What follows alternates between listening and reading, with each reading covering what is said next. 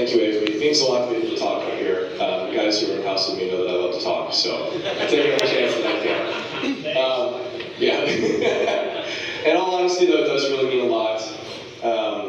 This chapter means a lot to me. I'm still here. Still here with the guys. As alumni advisor, just freshly elected.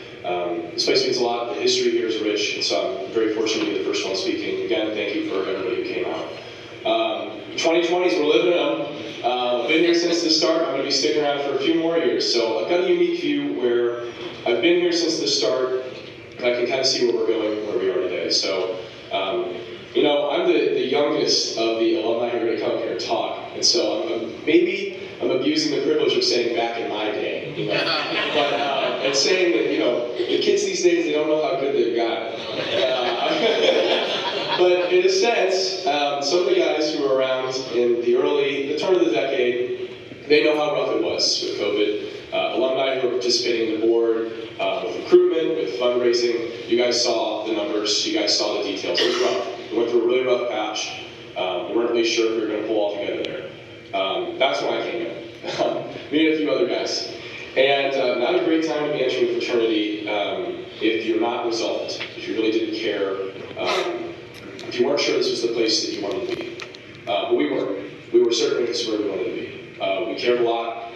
We said, things are not good, but they're going to be good. We're going to turn this place around. We're going to fix things. We're going to start from scratch if we need to.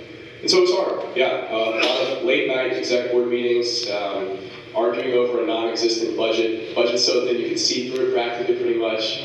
A lot of hard nights wondering where the money would even come from, fronting money out of our own pockets to make things work. Fundraising for rush events that turned out to be duds. A lot of rough moments altogether.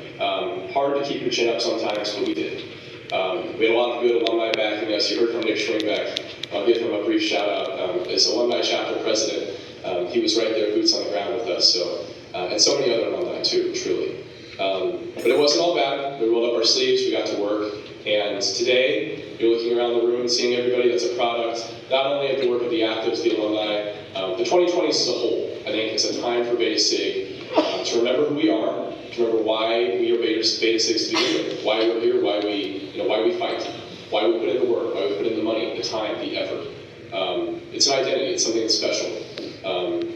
Something we have 100 years of now, and that is really something special. So the actives today are continuing on the fight. I'm proud to say that. You've heard all the optimistic reports. You're going from our chapter president in a little while too.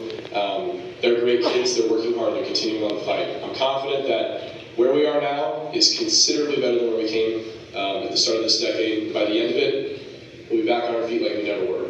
100 years is just the start, and there's so many fun memories that I could say, but I will just say altogether, the resolve, the grit that came out of my time, something that's going to stick with me for the rest of my life. I hope it's going to stick with the young kids. I hope that maybe it rubs up on some of these young pledges. They see kind of the work that some of the guys who are now seniors getting ready to leave when they came in, see that work they put in. So altogether, time for grit, time for hard work, and time for celebration too. So that's all I've got. Pass it back to Avery. Thank you so much, guys.